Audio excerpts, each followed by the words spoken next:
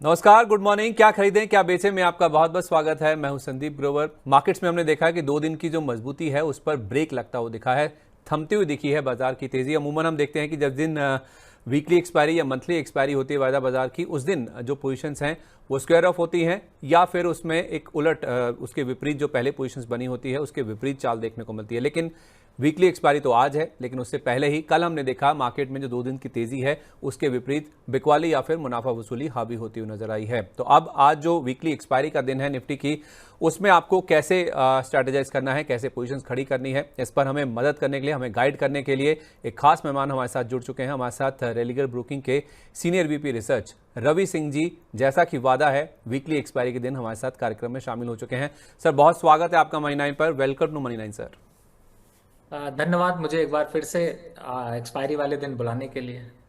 Sir, 2 दिन से हम देख रहे थे कि बाजार में काफी तेज उछाल देखने को मिल रहा था। आज भी जो शुरुआत है, माफ कीजिए, कल जो शुरुआत है वो काफी तेजी के साथ देखने को मिली थी, लेकिन हायर लेवल्स पे बाजार टिक नहीं पाया है और निफ्टी की जो क्लोजिंग है वो इनफैक्ट 25,000 के नीचे जाके होती हुई दिखी है। 125 अंकों के आसपास की निफ्टी में, सेंसेक्स में करीब 400 अंक और करीब 350 अंकों के आसपास की गिरावट लेकर बैंक निफ्टी में भी क्लोजिंग देखने को मिली है। हाई से तो इनफैक्ट आप देखें तो निफ्टी में करीब 200 अंकों के आसपास की, सेंसेक्स में 600 अंकों से ज्यादा की गिरावट देखने को मिली और बैंक निफ्टी भी दिन के दौरान हमने देखा था 51,420 का लेवल देखने को मिला था और वहां से 400 अंकों से ज्यादा फिसल कर बैंक निफ्टी में क्लोजिंग देखने को मिली है। तो सबसे पहले सर, आज चूंकि वीकली एक्सपायरी का दिन है तो 25,000 के नीचे हम बंद हुए हैं। कितना इंपॉर्टेंट लेवल है सर निफ्टी के लिए, और ये जो 25,000 के नीचे क्लोजिंग हुई है, आज कैसे स्ट्रैटेजाइज करना है? आप, मुझे श्योर है कि हीरो जीरो स्ट्रैटेजी भी लाए होंगे सर आज हमारे दर्शकों के लिए।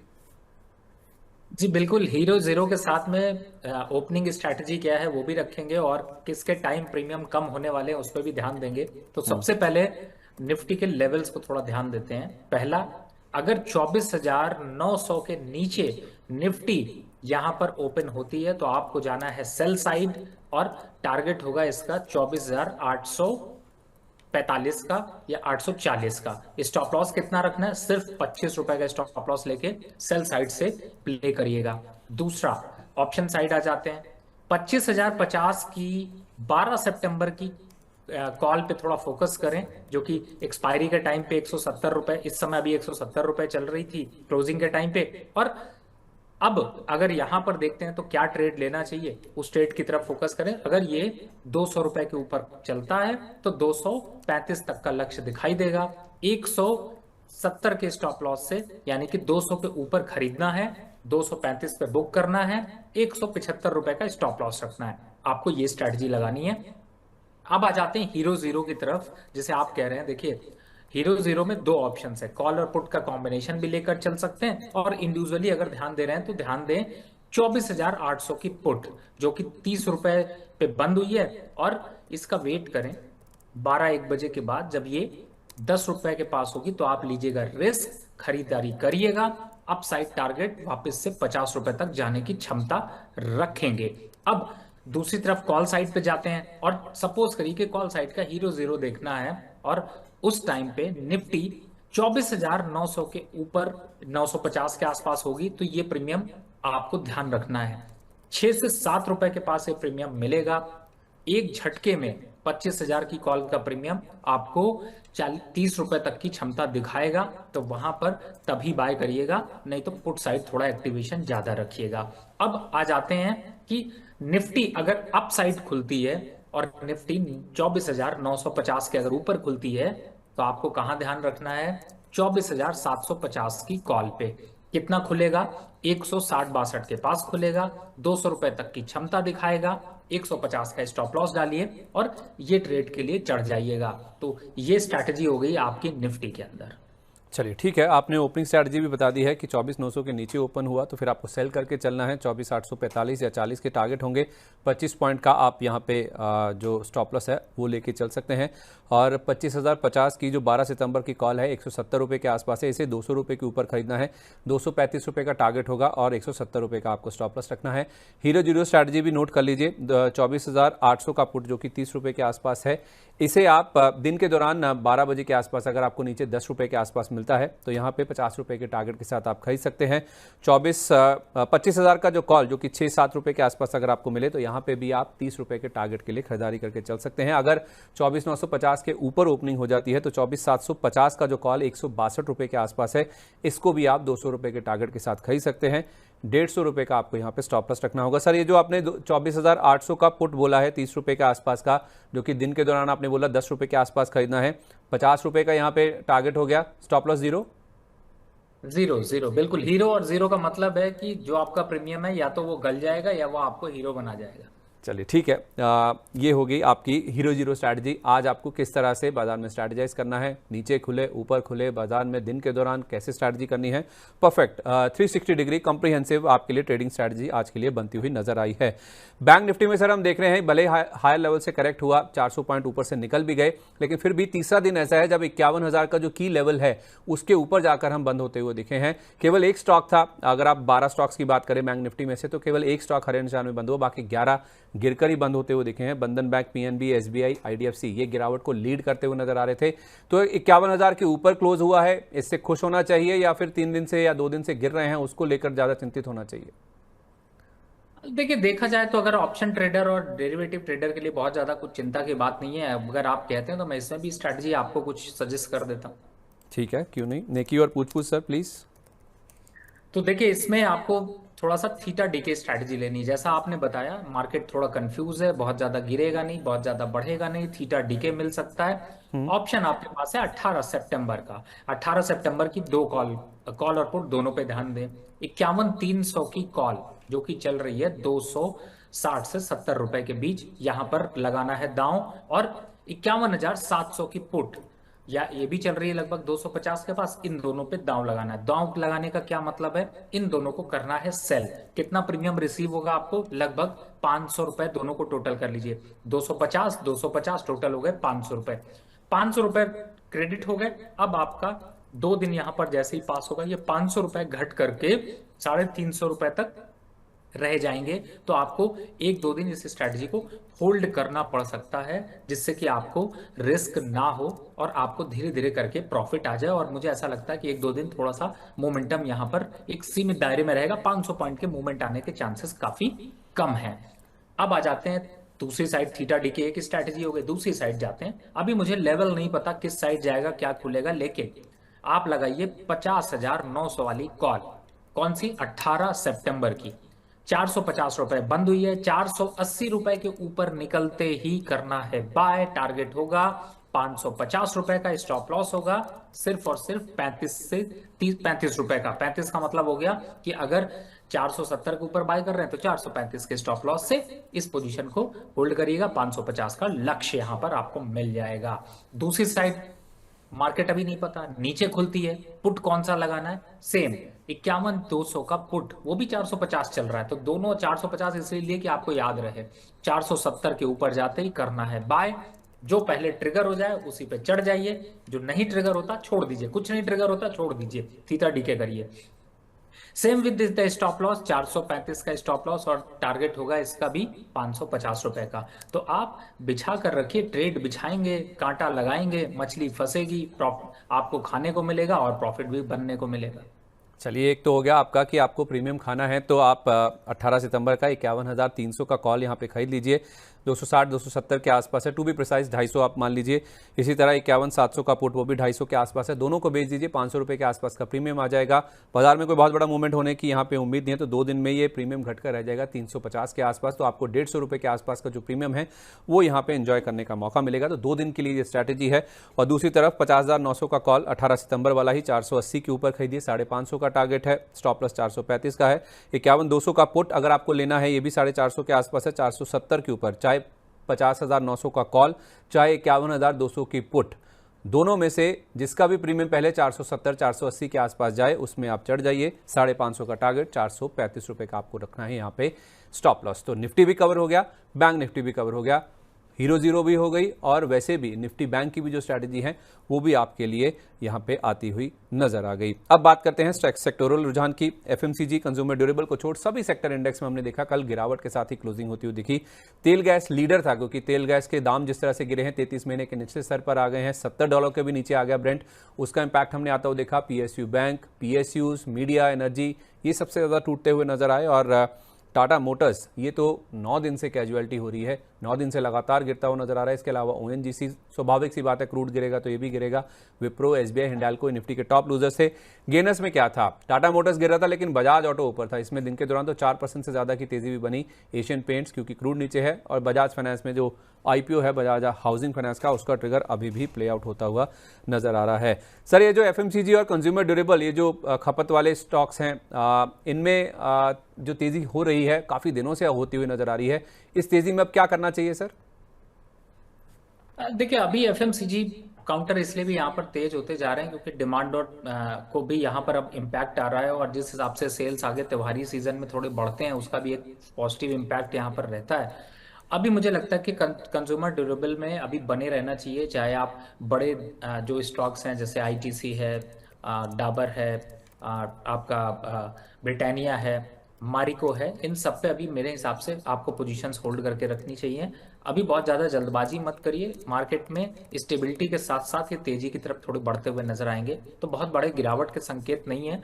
शॉर्ट करने की तो बिल्कुल राय नहीं है। हाँ, अगर आपको इनमें प्रॉफिट बुक करने का लग रहा है, फंड फ्री कर दें, कोई बॉटम आउट स्टॉक मिल रहा है तो इन स्टॉक्स में सिर्फ 20% ही प्रॉफिट बुक करिए, बाकी अभी चलने दीजिए, वक्त नहीं आया इनमें बहुत ज़्यादा प्रॉफिट बुक करने का। चलिए ठीक है, ये तो बात होगी जहाँ तक कंज्यूमर स्टॉक्स की बात है। सर कच्चा तेल बहुत बड़ी थीम के तौर पर उभरता हुआ सामने आ रहा है, $70 के भी नीचे आ गया तो चाहे वो तेल गैस वाले शेयर हों वो पिट रहे हैं जो कि प्रोडक्शन में है। ओएनजीसी हुआ, ऑयल इंडिया हुआ, पेंट कंपनियां इसको इस्तेमाल करती हैं, इनके डेरिवेटिव्स जो होते हैं वो रॉ मटेरियल के तौर पे इस्तेमाल करती है तो इनमें तेज़ी आती हुई नज़र आ रही है। इसके अलावा ओएमसीज, ये थोड़ा सा ट्रिकी है सवाल क्योंकि ओएमसीज के लिए तो वैसे ये रॉ मटेरियल है लेकिन इनको इनके जो इन्वेंट्री लॉसेस के तौर पे भी इनके जो जीआरएम्स है उसमें भी रिफ्लेक्ट होता है तो ये भी कल के सेशन में कमजोरी के साथ बंद हुई है। उसके साथ साथ सर पैकेजिंग कंपनी जिसमें एस्टर इंडस्ट्रीज हुआ, एमबी इंडस्ट्रीज हुआ, इनमें काफी अच्छा तेजी का रुझान बनता हुआ दिख रहा है। तो कैसे प्ले आउट करना है सर इस थीम में, जो क्रूड में गिरावट हो रही है उसके बेसिस पे कहां बिकवाली या कहां खरीदारी करनी है? देखिए यहां पर मैं एक चीज तो आपको संदीप जी क्लियर कर दूं कि जो ऑयल मार्केटिंग कंपनीज के शेयरों को पे सेल कॉल आप सोच रहे हैं उनको थोड़ा अवॉइड रखें। मैं इसलिए ऐसा कह रहा हूं, क्रूड ऑयल का प्राइस कितने दिन यहां पर रहेगा इसका बहुत बड़ा चैलेंज है। आने दीजिए, 15 सितंबर बीतने दीजिए, 1 अक्टूबर आने दीजिए, क्रूड ऑयल के प्राइसेस भी आपको दिखाई दे जाएंगे, वो एक इम्पैक्ट अलग है। दूसरी तरफ है जो आप ओएमसीज कंपनीज की बात कर रहे हैं, देखिए इनमें थोड़े बहुत प्रॉफिट बुकिंग दिखना एक स्वाभाविक है, नए इन्वेस्टर को भी तो थोड़ा मौका मिलना चाहिए। लेकिन हाँ, ये है कि इन कंपनीज पे आप फ्रेश शॉर्ट करके अगर रणनीति बना रहे हैं ऐसा मत करिए, रिस्क बढ़ सकता है।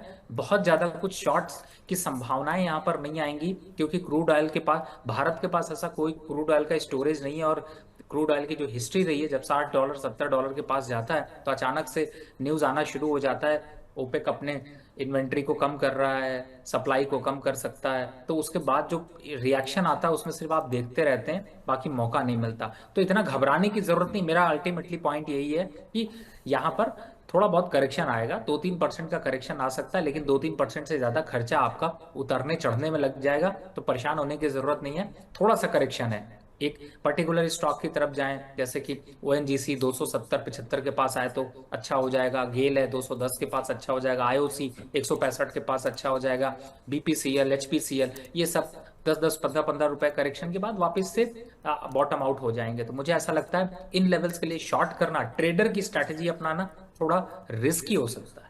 चलिए, तो बाय ऑन डिप्स होना चाहिए, ये रणनीति आप बताना चाह रहे हैं। वो समझ आ गया कि ऑयल एंड गैस में आपको शॉर्ट नहीं करना है, नीचे में खरीदारी करने की मौके ढूंढने हैं। एडवांस डिक्लाइन की बात करें तो 878 शेयर कल हमने देखा कि गिरकर बंद हुए, चढ़कर बंद हुए। उसके सामने 1672 शेयर ऐसे थे जो कि गिर रहे थे क्योंकि mid cap small cap index भी दोनों देखिए गिरकर ही बंद हुए। मिड कैप इंडेक्स 100 अंकों से ज्यादा और स्मॉल कैप इंडेक्स भी करीब 325 अंक, और हायर लेवल से अगर आप देखेंगे तो स्मॉल कैप इंडेक्स आपको 600 अंक के आसपास नीचे नजर आएगा और small cap mid cap index भी करीब 550 अंकों स्टॉकों की गिरावट लेकर बंद होता हुआ नजर आया है। लेकिन कुछ आउट परफॉर्मर थे जिसमें प्रिज्म जॉनसन है, एडवांस एंजाइम्स है, आर्किड प्लाई इंडस्ट्रीज हुआ, गोकुल एग्रो हुआ। ये कुछ स्टॉक्स हैं जो कि अभी भी आउट परफॉर्म करते हुए नजर आ रहे हैं mid cap small cap space पे। सर, इन स्टॉक्स में से या कोई और mid cap small cap stock जो आपके रडार पे हैं जिनमें खरीदारी की जा सकती हो? देखिए, ओवरऑल अगर देखें तो बिल्कुल आपने तीनों स्टॉक्स जो लिए इनमें थोड़ा सा अग्रेसिव मोमेंटम बना है। खासतौर से एडवांस एंजाइम की बात करें तो 530 तक के आंकड़े यहाँ पर अभी छूता हुआ नजर आ सकता है। और प्रिज्म को देखते हैं तो उसमें भी एक अपसाइड का मोमेंटम बन रहा है, लेकिन फ्रेश खरीदारी के लिए थोड़ा सा अभी रुक रहे हैं। मार्केट में कुछ इतने बहुत अच्छे अट्रैक्टिव ऑप्शंस नहीं दिखाई दे रहे हैं कि यहाँ पर मार्केट में इमीडिएट कूदना चाहिए, थोड़ा सा रुकना चाहिए। पोर्टफोलियो को रीस्ट्रक्चर करने के लिए कुछ अच्छे स्टॉक्स ढूंढने की जरूरत है, लेकिन अभी अच्छे स्टॉक्स पे भी थोड़ा सा डिप करेक्शन आने के संकेत यहाँ पर दिखाई दे रहे हैं। तो जो स्टॉक्स आपने एज इट इज रखे हैं, जिनमें कुछ होल्ड कर रखे हैं, कुछ में आप प्रॉफिट बुक कर रहे हैं, उनको वैसे ही चलने दें, लेकिन बहुत ज्यादा कुछ अग्रेसिव ट्रेड ना लें। लेकिन ये जरूर है कि ये तीनों स्टॉक्स आपने जो लिए ये यहाँ से अभी 1.5 से 2% की बढ़त और दिखा सकते हैं। चलिए, ये बढ़त दिखा सकते हैं, लेकिन फ्रेश खरीदारी करने के लिए थोड़ा वेट एंड वॉच करें। फ्रेश पोजीशन कहाँ पे लेनी है वो भी मैं आपसे पूछता हूँ, आपके पिक्स की ओर मैं आऊँगा सर। लेकिन उससे पहले जरा ये जो नए ज़माने की कंपनियां हैं उनके ऊपर ज़्यादा फोकस करते हैं और आज की तैयारी शुरू करते हैं, जो हमारा कार्यक्रम का दूसरा भाग है, जो दूसरा हिस्सा है, क्योंकि आज वीकली एक्सपायरी का दिन है। तो सर, हमने देखा है कि पेटीएम हुआ, पॉलिसी बाजार जिसे हम पॉलिसी बाजार को पीबी फिनटेक के नाम से हम जानते हैं, फर्स्ट क्राई, जोमैटो, ये सब स्टॉक्स हम देख रहे हैं पिछले कुछ दिनों से काफी एक्टिव होते हुए दिख रहे हैं। नए जमाने की कंपनियों पर आपकी राय सर, क्या और चल सकती है यहाँ से? देखिए, जब भी चल जाए तभी मुझे लगता है कि संदीप जी कोशिश ये करिए कि इन स्टॉक से एक बार को अपवर्ड जो मोमेंटम आता है उसमें निकलने की कोशिश करिए। हाँ, ये मैं जरूर कह सकता हूँ कि इन समय किससे दूर रहिए। उसमें अगर जाते हैं तो इन कंपनीज में लोग बहुत पुराने फंसे हुए हैं और मुझे ऐसा लगता है कि इनमें कोई बहुत लंबा अपसाइड मोमेंटम नहीं रहेगा। पेटीएम के ऊपर ज्यादा लोगों का सवाल होता है, 700 के ऊपर जाने के संकेत कम है, 680 पे ही थकता हुआ सा नजर आएगा। तो एग्जिट होने के लिए रास्ते ढूंढे वो ज्यादा अच्छे हैं। चलिए, जो बाउंस आ रहा है पेटीएम में खास तौर पे निकलने की कोशिश करें और नई जमाने की कंपनियों में भी। अच्छा सर, एक विरोधाभास देखने को मिल रहा है ऑटो सेक्टर में। बजाज ऑटो कल टॉप गेनर्स में शामिल था, टाटा मोटर्स टॉप लूजर था निफ्टी की, जहां तक बात है। इसे आप थोड़ा समझा पाएंगे? क्या बजाज ऑटो खरीद लें, टाटा मोटर्स बेच दें, कोई स्ट्रैटेजी? देखिए क्या होता है इस समय संदीप जी, सेंटिमेंट पे ज्यादा चीजें चलती हैं ना कि फंडामेंटल के बेसिस पे। और अब बजाज के जितने भी शेयर चल रहे हैं वो सिर्फ एक आईपीओ की एक्सपेक्टेशन पे चल रहे हैं। तो मुझे ऐसा लगता है कि इस पे मैं थोड़ा उल्टा मेरी स्ट्रैटेजी है। मैं बजाज ऑटो को अगर यहाँ पर देखता हूँ और अगर इसका कंपैरिजन टाटा मोटर से करता हूँ तो थोड़ा सा लेवल का इंतजार कर लें। लेकिन अगर आप थोड़ा रिस्की ट्रेड करना चाहते हैं तो दोनों के फ्यूचर को लगा लें और टाटा मोटर को करंट लेवल पर बाय करें। और इसको इस समय बजाज ऑटो को आप यहां पर सेल करके चल सकते हैं, क्योंकि 950 के आसपास आते ही टाटा मोटर थोड़ा अट्रैक्टिव हो जाएगा। फ्यूचर में अगर देखेंगे तो टाटा मोटर इस समय 970 पे क्लोज हुआ है, कैश के ऊपर क्लोज हुआ है। इसका मतलब फ्यूचर और डायरेक्शन पे डाउन है। लेकिन जो बजाज की जो स्ट्रैटेजी है वो सिर्फ अभी प्ले आउट हो रही है आईपीओ को लेकर के। कोई सेंटिमेंट यहाँ पर काम नहीं कर रहे। सेल्स नंबर्स बहुत पुअर हैं, उसमें बहुत इन्वेंट्रीज खड़ी हुई हैं। तो मुझे ऐसा लगता नहीं है कि टू व्हीलर सेल इतनी बड़ी है कि फोर व्हीलर के कंपैरिजन में प्रेशर उतना बन पाए। लेकिन हाँ, रिस्क रिवॉर्ड रेशियो के हिसाब से इसमें अगर आप इन दोनों के पेयर ट्रेड को डालते हैं तो ठीक। आप स्टॉप लॉस वैल्यू वाइज रखें और 20,000 का स्टॉप लॉस वैल्यू वाइज लेकर चलें। लेकिन हाँ, लंबा अगर रखते हैं, जैसे सितंबर एंड तक रखेंगे, तो मुझे लगता है अच्छा प्रॉफिट आप निकाल पाएंगे। चलिए, पेयर स्ट्रैटेजी कर लीजिए, उल्टा कर लीजिए, टाटा मोटर्स खरीद लीजिए फ्यूचर्स में और बजाज ऑटो को आप सेल कर दीजिए। आपने सर बजाज ग्रुप की बात करी। यहाँ पर देना एक चीज और यहाँ पर मैं पॉइंट आउट करना चाहूंगा। जी। लेकिन अगर आपको इंडिविजुअली इनमें दोनों में बाय करना है तो दोनों को मत बाय करिए। लेकिन अगर सेल करना है तो यहाँ पर ऑप्शंस ज्यादा है। लेकिन चूंकि कैश के लोग सेल नहीं करते हैं, जैसे टाटा मोटर, ये मत समझिए कि मैं बाय दे रहा हूँ तो ये मैं पेयर के लिए बाय दे रहा हूँ। लेकिन अगर मुझे इंडिविजुअली टाटा मोटर खरीदना हो तो मैं अभी 850 का वेट कर रहा हूँ। चलिए, परफेक्ट है सर। जिसको इंडिविजुअली बाय करना टाटा मोटर्स 850 तक का आप इंतजार कर लीजिए। आप सर बजाज ग्रुप की बात कर रहे थे कि आईपीओ के चलते चल रहे हैं, तो बजाज ग्रुप के अलावा जो हाउसिंग फाइनेंस कंपनीज है वो भी जो बजाज हाउसिंग फाइनेंस के वैल्यूएशंस है उसको कैचअप करने की कोशिश कर रहे हैं। चाहे पीएनबी हाउसिंग देखिए, होम फर्स्ट फाइनेंस देखिए, कैनफिन होम्स देखिए, आवास फाइनेंसेस देखिए, स्टॉक्स काफी अच्छा चले हैं जब से ये आईपीओ की बात हुई है या फिर आईपीओ लॉन्च हुआ है। तो उस हिसाब से अब इस बजाज हाउसिंग फाइनेंस का आईपीओ तो बंद हो चुका है, बजाज ग्रुप की भी, और ये जो हाउसिंग फाइनेंस कंपनियां हैं क्या इनकी तेजी थमती हुई नजर आएगी अब? और बिल्कुल देखिएगा, मुझे ऐसा लगता है कि जिस दिन बजाज की जब लिस्टिंग आ जाएगी तो थोड़ा सा यहाँ पर प्रॉफिट बुकिंग आपको देखने को मिल सकती है, लेकिन सबके इंडिविजुअल फंडामेंटल है। लेकिन बजाज ग्रुप इस समय सिर्फ एक फोकस कर रहा है जो कि है आईपीओ के ऊपर, और उसी सेंटिमेंट पे यहाँ पर काफी हद तक एक प्रेशर जो है वो बाइंग मोमेंटम दिख रहा है। लेकिन ओवरऑल अगर देखें तो इस समय हाउसिंग फाइनेंस या होम फाइनेंस की जो कंपनीज है इनके प्रॉफिट टेकिंग को यहाँ पर लेना चाहिए। बहुत ज्यादा दिन तक अप ट्रेंड यहाँ पर बना नहीं रहेगा, थोड़ा करेक्शन के संकेत दिख सकते हैं। तो हाउसिंग फाइनेंस कंपनीज में आप प्रॉफिट बुकिंग कर सकते हैं। मेटल में ऑलरेडी हम देख रहे हैं कि प्रॉफिट बुकिंग हो भी रही है सर। ग्लोबल जब भी कोई दिक्कत होती है या खराब खबर आती है तो मेटल सबसे पहले पिट जाते हैं। इसमें वेदांता एक हैरानी वाला नाम है सर। बहुत अच्छा स्टॉक चला है लेकिन कल के सेशन में कमजोर हुआ है, 427 के आसपास आ गया। नाल्को, हिंदुस्तान जिंक, हिंदुस्तान कॉपर, इनमें क्या करना है सर? गिरावट में खरीदारी कर सकते हैं? देखिए, इंटरनेशनल रीजंस की वजह से इनमें एक करेक्शन देखने को मिल रहा है, लेकिन Vedanta, national aluminium, Hind copper या हिंद जिंक, इनमें बने रहिए। लॉन्ग टर्म के हिसाब से स्टॉक अच्छे हैं। फ्रेश खरीदारी अभी एवरेज करने की राय नहीं है, क्योंकि मार्केट थोड़ा सा अभी यहाँ पर कंसोलिडेट करेगा। अगर ब्रेकआउट की तरफ जाता है तो जरूर खरीदारी करें, नहीं तो थोड़ा सा रुकें, जो पोजीशन है उसी को संभालें, उसके मार्जिन को यहाँ पर अभी यूटिलाइज ना करें, थोड़ा सा रुकना चाहिए। लेकिन हाँ, ऐसा दिखाई दे रहा है जो सेंटीमेंट अभी बने कि यहाँ से 1.5-2% का करेक्शन और दिख सकता है, चलिए लेकिन दो छोटे बट ये आप फ्रेश शॉर्ट करें वो भी ठीक नहीं है। ठीक है सर, दो छोटे छोटे सवाल और हैं सर आपसे बस। एक मिड कैप फार्मा, क्योंकि आप हमारे साथ मौजूद हैं, तो लंबी चल गई सर इनकी तेजी से। आप शिल्पा मेडिकेयर देखिए, मार्क्सन फार्मा देखिए, ग्लेनमार्क फार्मा भी इसमें शामिल कर सकते हैं, नेटको, ग्यूफिक बायोसाइंसेस, बहुत सारे स्टॉक्स हैं जो कि काफ़ी अच्छा परफॉर्म कर रहे हैं। इसमें नेक्टर लाइफ साइंसेस को भी आप जोड़ सकते हैं। तो मिड कैप फार्मा की जो तेजी है उसमें कैसे रणनीति बनानी चाहिए सर? देखिए, जिन पोजीशंस की बात आप कर रहे हैं और जिन स्टॉक्स में आपको ले रखा है वो अभी चल रहे हैं, और मुझे ऐसा लगता है सितंबर एंड तक अभी चलते हुए नजर आएंगे। चढ़े हैं तो चढ़े रहिए, नहीं चढ़े हैं तो अपॉर्चुनिटी थोड़ा सा डिप मिलता है तो खरीदारी की रखें। जैसे मॉर्फिन लैब है या फिर शिल्पा मेडिक्योर है, ये सब में थोड़ा करेक्शन के बाद जैसे ही मौका मिले तो चढ़ने की सोचिए। दिग्गज पे रहेंगे, चाहे सन फार्मा हो, सिप्ला हो, इनमें भी एक अग्रेशन अभी और देखने को मिलेगा। सितंबर एंड तक ये अग्रेशन थोड़ा बढ़ता हुआ नजर आ सकता है, और अक्टूबर फर्स्ट वीक में प्रॉफिट बुक करने का मौका देगा। चलिए सर, धुनसेरी ग्रुप के शेयरों में हमने देखा है कल भी दूसरे दिन लगातार मजबूती बनती हुई दिखी है, 10-10% से ज़्यादा चलते हुए दिखे हैं। चाहे आप धुनसेरी इन्वेस्टमेंट की बात करें, धुनसेरी वेंचर्स की बात करें, धुनसेरी टी भी कल पार्टिसिपेट करता हुआ नजर आया। तो इस ग्रुप को लेकर कोई पर्टिकुलर राय आपकी? देखिए, जब इतना ज्यादा तेजी से जब चीजें चल जाती हैं तो थोड़ा सा ये जो है वो मन में डर और रिस्क भी आ जाता है। और इस स्टॉक को देखें तो 1850 से चलता हुआ इस समय 2619 पहुंच चुका है। इन्वेस्टर के लिए अच्छी खबर है जिन्होंने पहले से चढ़ाई कर रखी है, लेकिन अगर आज आप चढ़ने की तैयारी कर रहे हैं तो गिरने के लिए बहुत कुछ है। थोड़ा सा रिस्क यहाँ पर बढ़ रहा है, रिस्क रिवॉर्ड रेशियो बेहतर ना होने की वजह से मैं थोड़ा अवॉइड करने की राय दूंगा। लेकिन हाँ, स्टॉक का जो मोमेंटम है वो अभी 2680 और 2700 के लेवल तक जा सकता है। चलिए, जिसमें रिस्क नहीं है, जिसमें रिस्क रिवॉर्ड फेवरेबल है, वो स्टॉक्स बता दीजिए सर, आपकी पिक्स जो आप हमारे लिए चुनकर लाएं। देखिए, आज की जो ट्रेड रहे हैं उसमें बहुत ज्यादा कुछ ऑप्शंस आपके पास नहीं है। आपको थोड़ा बहुत ही खरीदारी करनी है, और जो खरीदारी करनी है वो थोड़ी कम क्वांटिटी में करनी है। तो सबसे पहला जो स्टॉक है जिसे यहाँ पर मुझे लग रहा है थोड़ा फोकस करना चाहिए वो है हेवेल्स। इस समय 1950 के आसपास चल रहा है, 1968 के आसपास चल रहा है, और मुझे लगता है कि ये 2150 तक के आंकड़े जा सकता है, तो वहां पर एक फोकस कर सकते हैं। छोटे स्टॉक में अगर जाते हैं तो छोटा स्टॉक थोड़ा कम मिल रहे हैं, लेकिन हाँ, गेल में एक अच्छा करेक्शन आया और वापस से दोबारा एक एवरेज करने का मौका मिल रहा है। 210-12 के पास नजर रखिए। तुरंत खरीदारी नहीं करनी है, डिप पे खरीदारी करने की यहाँ पर राय है। वहां पर आप इसको पकड़ सकते हैं, और अप साइड वापस से आपको 235 तक के आंकड़े देखने को मिलेंगे। स्टॉप लॉस 205 का रखिए। तो फिलहाल मार्केट में थोड़ा करेक्शन जरूर है, लेकिन रिस्क इतना नहीं है, तो थोड़ा रुक कर खरीदारी करिए। और एक स्टॉक जो मैंने पहले भी दिया था, आईडीएफसी फर्स्ट, जो कि अभी यही कंसोलिडेट कर रहा है मार्केट में इतने उतार चढ़ाव के बावजूद, 72 रुपए के पास यहाँ पर खरीदारी करने का मौका है। 88 रुपए तक का लक्ष्य है, लेकिन समय लगेगा। 3 महीने का अगर इन्वेस्टमेंट आप सोचते हैं तो आप कर लीजिए। इंट्राडे के ट्रेड के हिसाब से अगर देखते हैं तो मुझे लगता है कि इंट्राडे ट्रेड यहाँ पर थोड़ा अवॉइड रखें। चलिए, तो आप कह रहे हैं हेवल्स, गेल और आईडीएफसी फर्स्ट। और हेवल्स का अगर आपसे एक स्टॉप लॉस दे दें प्लीज।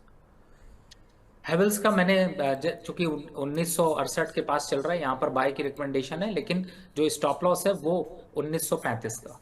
1935 रुपये का स्टॉप लॉस रखना है, और ऊपर में टारगेट आ जाएंगे आपके 2150 रुपये के। गेल फिर से 235 तक पहुंच जाएगा, और आईडीएफसी फर्स्ट बैंक अगर आप थोड़ा सा समय देते हैं तो 88 रुपये तक के लेवल्स इसमें भी देखने को मिल सकते हैं। बहुत बहुत धन्यवाद सर आज हमारे साथ कार्यक्रम में शामिल होने के लिए। जाने से पहले कोई डिस्क्लोजर सर, बहुत सारे स्टॉक्स की बात हुई है। देखिए, मेरी पर्सनल कोई भी पोजीशन इनमें नहीं है, लेकिन क्लाइंटों को ऐसे सजेशंस गए हुए हैं। चलिए, बहुत धन्यवाद सर। खास तौर पे जो हीरो जीरो स्ट्रैटेजी और कंप्रीहेंसिव कवरेज जो आपने बैंक निफ्टी और निफ्टी का लेकर आते हैं हमारे लिए एक्सपायरी के दिन, उसके लिए आपका और हमारे दर्शकों की तरफ से भी, क्योंकि बहुत पसंद करते हैं आपकी स्ट्रैटेजी को, उनकी तरफ से भी आपका बहुत बहुत धन्यवाद सर। तो क्या खरीदे क्या बेचे में आज के लिए बस इतना ही, लेकिन सुबह 10:30 बजे बीच बाजार में जुड़ना मत भूलिएगा। मेरे सहयोगी विवेक मित्तल आपके लिए खास कार्यक्रम लेके आते हैं जिसमें ग्लोबल मार्केट्स की जो न्यूज़ फ्लो है उसका इंडियन मार्केट्स पे किस तरह का इंपैक्ट होता है और उसके साथ साथ छोटे मझोले स्टॉक्स पर भी खास तौर पे वो फोकस करते हैं। तो जुड़ना मत भूलिए सुबह 10:30 बजे सोमवार से शुक्रवार बीच बाजार में।